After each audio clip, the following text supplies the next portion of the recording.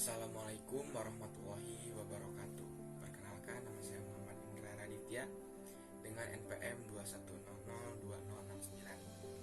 Di sini saya akan memaparkan materi bab 7, yaitu Pancasila sebagai dasar nilai pengembangan ilmu, tepatnya pada subbab hakikat ilmu pengetahuan. Di dalam subbab hakikat ilmu pengetahuan ini terdapat 2 poin. Poin yang pertama yaitu pengertian ilmu pengetahuan dan teknologi, dan poin yang kedua yaitu perkembangan IPTEK. Nah, di sini saya akan membahas poin yang pertama mengenai pengertian ilmu pengetahuan dan teknologi. Nah, di dalam poin yang pertama ini terdapat 3 bahasan. Yang pertama, apa itu ilmu? Kata ilmu berasal dari bahasa Arab yaitu alima, yang berarti pengetahuan. Pemakaian kata ini dalam bahasa Indonesia kita ekuivalenkan dengan istilah sains. Ilmu mengandung 3 kategori, yaitu hipotesis, teori, dan dalil umum. Di dalam ilmu itu haruslah sistematis berdasarkan metodologi dan berusaha mencapai generalisasi. Nah, bahasan kedua, apa itu pengetahuan? Secara etimologis, pengetahuan berasal dari bahasa Inggris yaitu knowledge. Menurut Galzaba, pengetahuan adalah apa yang diketahui atau hasil pekerjaan tahu. Pekerjaan tahu tersebut adalah hasil dari kenal, sadar, insaf, mengerti, dan pandai. Nah, pengetahuan itu adalah semua milik dari isi pikiran kita. Dengan demikian, pengetahuan merupakan hasil proses dari usaha manusia untuk tahu. Bahasan yang ketiga yaitu perbedaan antara ilmu dengan pengetahuan. Untuk memperjelas pemahaman, perlu dibedakan antara pengetahuan yang sifatnya prailmiah dan juga ilmiah. Pengetahuan yang bersifat prailmiah ialah pengetahuan yang belum memenuhi syarat ilmiah pada umumnya. Sebaliknya, pengetahuan ilmiah adalah pengetahuan yang sudah memenuhi syarat-syarat. Adapun syarat-syarat yang harus dimiliki oleh pengetahuan ilmiah, yang pertama yaitu harus memiliki uji, yang kedua harus bersistem, yang ketiga metode, memiliki metode tertentu, dan yang keempat sifatnya umum. Untuk kesan dan pesan dari saya ketika mengikuti pembelajaran mata kuliah Pancasila ini, untuk kesannya pembelajaran mata kuliah Pancasila ini sangat menarik dan juga interaktif. Ditambah lagi dengan adanya khas channel yang memberikan materi-materi tambahan yang informatif dan juga bermanfaat. Nah, untuk pesannya saya ucapkan terima kasih atas materi dan juga pembelajaran selama 1 semester ini. Semoga materi yang telah diberikan dapat diimplementasikan dalam kehidupan, khususnya oleh saya pribadi. Warahmatullahi wabarakatuh. Perkenalkan, nama saya Pujianti Amalia, NPM 211000206 dari kelas A. Di sini saya akan mempresentasikan materi tentang perkembangan IPTEK. Manusia menemukan IPTEK karena manusia kembali pada jalan pikiran yang rasional. Maka produk dari ilmu tersebut adalah teknologi. Ilmu pengetahuan berkembang melangkah secara bertahap menurut dekade waktu dan menciptakan zamannya. Dari zaman pra-Yunani kuno, abad pertengahan, Renaissance, zaman modern, dan zaman masa kontemporer. Yang pertama yaitu zaman pra-Yunani kuno. Pada masa ini manusia masih menggunakan batu sebagai peralatan. Oleh karena itu, zaman pra-Yunani kuno disebut juga zaman batu yang berkisar antara 4 juta tahun sampai dengan 20.000 tahun. Pada zaman ini ditandai oleh kemampuan yang pertama, know-how dalam kehidupan sehari-hari yang didasarkan pada pengalaman. Yang kedua, zaman Yunani kuno. Yunani pada masa itu dianggap sebagai gudang dari ilmu filsafat. karena bangsa Yunani pada masa itu tidak lagi mempercayai mitologi-mitologi. Ketiga, zaman abad pertengahan. Para ilmuwan pada masa itu hampir semua adalah para teolog, sehingga aktivitas ilmiah terkait dengan aktivitas keagamaan. Semboyan yang berlaku bagi ilmu pada masa ini adalah ancilla theologia atau abdi agama. Keempat, Renaissance adalah zaman peralihan ketika kebudayaan abad pertengahan mulai berubah menjadi suatu kebudayaan modern. Kelima, zaman modern. Zaman modern ditandai dengan berbagai penemuan dalam bidang ilmiah. Yang keenam, zaman kontemporer, abad 20 dan seterusnya. Fisikawan termasyhur abad ke-20 adalah Albert Einstein. Ia menyatakan bahwa alam itu tak terhingga besarnya, tak terbatas, tetapi tak berubah status totalitasnya atau bersifat statis dari waktu. Dari uraian di atas dapat disampaikan bahwa perkembangan iptek yang saat ini terjadi berawal dari dunia barat dan mengakhiri masa kegelapan The Dark Age. Lahirlah era yang disebut sebagai Renaissance dan Humanisme. Assalamualaikum warahmatullahi wabarakatuh.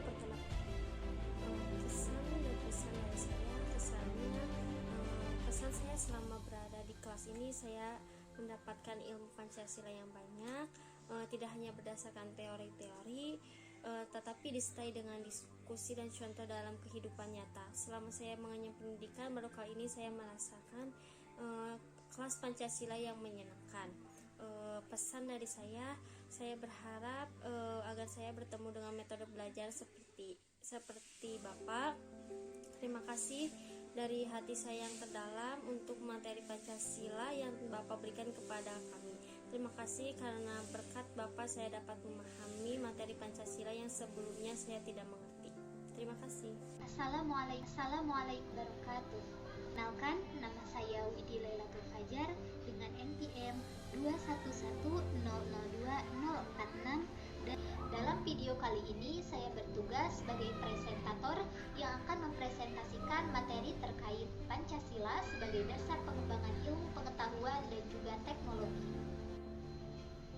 Penerapan Pancasila sebagai dasar pengembangan ilmu pengetahuan dan juga teknologi tidak bisa dilepaskan dari peranan Pancasila sebagai ideologi bangsa kita yang harus diterapkan dalam segala lini, baik itu aspek sosial dan masyarakat, berbangsa dan juga bernegara.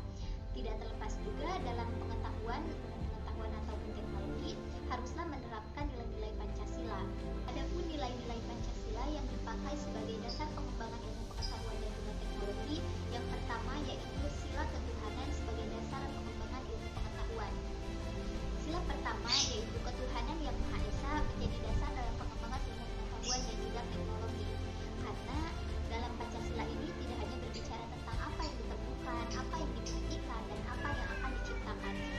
Adapun yang kedua yaitu sila kemanusiaan sebagai dasar pengembangan ilmu pengetahuan. Sila yang kedua yaitu kemanusiaan yang adil dan beradab. Berarti dalam Pancasila ini maka tujuan ataupun pengembangan ilmu pengetahuan sendiri digunakan untuk memanusiakan manusia agar beradab. Dalam nilai Pancasila ini juga maka kita diharuskan untuk mengembangkan ilmu pengetahuan dengan tujuan untuk mensejahterakan manusia. Dan juga yang ketiga yaitu sila persatuan ataupun nilai persatuan sebagai dasar pengembangan ilmu pengetahuan. Sila yang ketiga yaitu persatuan Indonesia. Dalam hal ini berarti Pancasila haruslah mempunyai tujuan sebagai untuk memupuk rasa nasionalisme sebagai bagian dari umat manusia di dunia. Nilai yang keempat yaitu nilai kerakyatan sebagai dasar pengembangan ilmu pengetahuan. Sila keempat, kerakyatan yang dipimpin oleh hikmat kebijaksanaan dalam permusyawaratan perwakilan. Dalam nilai ini terdapat pengertian bahwa pengembangan ilmu pengetahuan dan juga teknologi haruslah secara demokratis. Artinya, ilmuwan memiliki hak untuk pengembangan ilmu pengetahuan, tetapi juga harus memperhatikan kebebasan dan juga pendapat dari orang lain.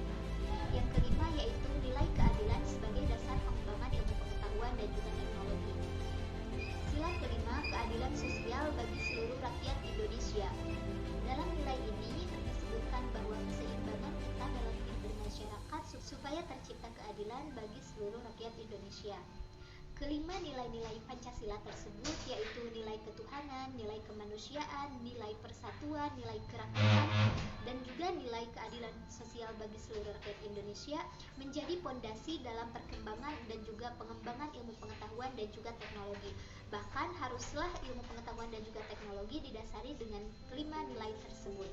Demikian pemaparan materi mengenai Pancasila sebagai dasar pengembangan ilmu pengetahuan dan juga teknologi. Kesan dan pesan saya selama mengikuti pembelajaran mata kuliah pendidikan Pancasila. Untuk kekesan, saat pertama kali saya mengikuti pembelajaran mata kuliah pendidikan Pancasila, banyak ilmu baru yang saya temukan mengenai bagaimana Pancasila, apa itu Pancasila, serta bagaimana Pancasila sebagai dasar ideologi dan juga sebagai fungsi yang lainnya. Saya menjadi sadar bahwa pentingnya mempelajari pendidikan Pancasila agar kita mempunyai pedoman hidup dan juga mempunyai pedoman berbangsa dan juga bernegara. Dan juga untuk metode yang diterapkan oleh Bapak dalam pembelajaran menjadi kesan tersendiri bagi saya, karena pada saat dulu saya tidak pernah mengalami metode seperti itu, yaitu mengenai melalui Zoom ataupun melalui komen di YouTube yang Bapak sediakan. Untuk pesan yang saya sampaikan yaitu semoga kita semua tidak pernah bosan untuk belajar dan juga untuk menambah ilmu, karena sebagai apapun ilmu yang kita dapat tidaklah cukup, dan paling terpenting adalah pengamalan dari ilmu itu, terutama dalam ilmu Pancasila, nilai ketuhanan, kemanusiaan, persatuan, kerakyatan, dan juga nilai keadilan haruslah menjadi landasan dan fondasi kita dalam kehidupan kita sehari-hari. Assalamualaikum warahmatullahi wabarakatuh. Perkenalkan, nama saya Tisha Nur Syafarian Diani dengan NPM 211002083 kelas A. Di sini saya akan sedikit menjelaskan tentang urgensi Pancasila sebagai dasar nilai pengembangan ilmu. Kemajuan iptek tidak selalu berdampak positif bagi proses kemandirian bangsa dan sikap menghormati hasil produk dalam negeri. Bahkan tidak jarang menghilangkan rasa spirit generasi muda kita dalam mempertahankan nilai-nilai budaya yang sudah tertanam sejak dulu. Untuk itu, Pancasila sebagai dasar negara sangat berperan penting dalam memecahkan masalah tersebut. Kedudukan Pancasila sebagai landasan kebijakan pengembangan iptek diantaranya sebagai berikut. Pertama, pengembangan ilmu pengetahuan harus menghormati setiap keyakinan religius di kalangan masyarakat. Kedua, ditujukan untuk mengembangkan kemanusiaan dan dituntun oleh nilai-nilai etis. Ketiga, membangun penguasaan iptek melalui sistem pendidikan merupakan sarana memperkokoh kesatuan dan membangun identitas nasional. Keempat, prinsip demokrasi akan menuntut bahwa penguasaan iptek harus merata secara keseluruhan di masyarakat. Dan yang terakhir, kesenjangan dalam penguasaan iptek harus semakin dipersempit sebagai konsekuensi dari prinsip keadilan nasional. Kaitan antara Pancasila dengan pengembangan ekonomi Islam di Indonesia sama sekali tidak saling bertentangan, terutama pada sila pertama yaitu ketuhanan yang Maha Esa. Dengan meningkatnya ekonomi Islam di Indonesia juga membantu meningkatkan perekonomian negara. Jadi sudah jelas bahwa ekonomi Islam itu tidak hanya membantu kalangan umat Islam saja, namun juga membantu perekonomian masyarakat secara keseluruhan. Kesan saya selama mengikuti perkuliahan mata kuliah pendidikan Pancasila yaitu lebih mengetahui lebih dalam makna yang terkandung dalam setiap nilai Pancasila, sehingga membangun rasa nasionalisme di dalam diri kita. Untuk pesan saya bagi kita semua, tingkatkan rasa persatuan dan kesatuan serta kualitas ilmu pengetahuan kita demi terciptanya kemakmuran dan kemajuan bangsa. Terima kasih. Assalamualaikum warahmatullahi wabarakatuh. Perkenalkan, nama saya Asep Syarif Ismail dengan nomor MPM 211002062. Pada kesempatan kali ini, saya selaku presentator akan memaparkan materi mengenai alasan diperlukannya Pancasila sebagai dasar nilai pengembangan ilmu. Pentingnya Pancasila sebagai dasar pengembangan ilmu dapat ditelusuri ke dalam hal-hal sebagai berikut. Yang pertama, pluralitas. Nilai yang berkembang dalam kehidupan bangsa Indonesia dewasa ini seiring dengan kemajuan iptek menimbulkan perubahan dalam cara pandang manusia tentang kehidupan. Hal ini membutuhkan renungan dan refleksi yang mendalam agar bangsa Indonesia tidak terjerumus ke dalam penentuan keputusan nilai yang tidak sesuai dengan kepribadian bangsa. Yang kedua, dampak negatif yang ditimbulkan kemajuan iptek terhadap lingkungan hidup berada dalam titik nadir yang membahayakan eksistensi hidup manusia di masa yang akan datang. Oleh karena itu, diperlukan tuntunan moral bagi para ilmuwan dalam pengembangan iptek di Indonesia. Yang ketiga, perkembangan iptek yang didominasi negara-negara barat dengan politik global ikut mengancam nilai-nilai khas dalam kehidupan bangsa Indonesia, seperti spiritualitas, gotong royong, solidaritas, musyawarah, dan cita rasa keadilan. Oleh karena itu, diperlukan orientasi yang jelas untuk menyaring dan menangkal pengaruh nilai-nilai global yang tidak sesuai dengan nilai-nilai kepribadian bangsa Indonesia. Yang keempat, alasan Pancasila dijadikan dasar pengembangan ilmu pengetahuan dan teknologi. Kerusakan lingkungan yang ditimbulkan oleh adanya iptek mengakibatkan generasi yang akan datang menerima risiko rawan bencana. Yang kedua, pengguna benda teknologi yang menggantikan peran nilai-nilai luhur. Yang kelima, gaya hidup global menggantikan nilai-nilai kearifan lokal. Pengembangan ilmu pengetahuan dan teknologi harus senantiasa berorientasi pada nilai-nilai Pancasila. Sebaliknya, Pancasila dituntun terbuka dari kritik, bahkan merupakan kesatuan dari perkembangan ilmu yang menjadi tuntutan peradaban manusia. Peran Pancasila sebagai paradigma pengembangan ilmu harus sampai pada penyadaran bahwa fanatisme kaidah kenetralan keilmuan atau kemandirian ilmu hanyalah akan menjebak diri seseorang pada masalah-masalah yang tidak dapat diatasi dengan semata-mata. Untuk kesan yang saya dapatkan yaitu terima kasih kepada Bapak dosen yang telah memberikan tugas mengenai materi ini sehingga saya bisa memahami materi secara mendalam. Dan untuk pesannya, semoga dengan adanya video ini bisa membantu mahasiswa dalam memahami materi yang kami sampaikan. Assalamualaikum warahmatullahi wabarakatuh. Perkenalkan, nama saya Kenji Maulana dengan NPM 211002079. Di sini saya akan menjelaskan materi Pancasila yang mengenai dinamika dan tantangan Pancasila sebagai landasan pengembangan iptek. Pancasila sebagai landasan pengembangan ilmu belum dibicarakan secara eksplisit oleh para penyelenggara negara sejak Orde Lama sampai dengan sekarang, yaitu Reformasi. Sementara itu, tantangan terhadap Pancasila sebagai dasar pengembangan iptek di Indonesia sebagai berikut. Yang pertama, kapitalisme yang sebagai menguasai perekonomian dunia, termasuk Indonesia. Akibatnya, ruang bagi penerapan nilai-nilai Pancasila sebagai dasar pengembangan ilmu menjadi terbatas.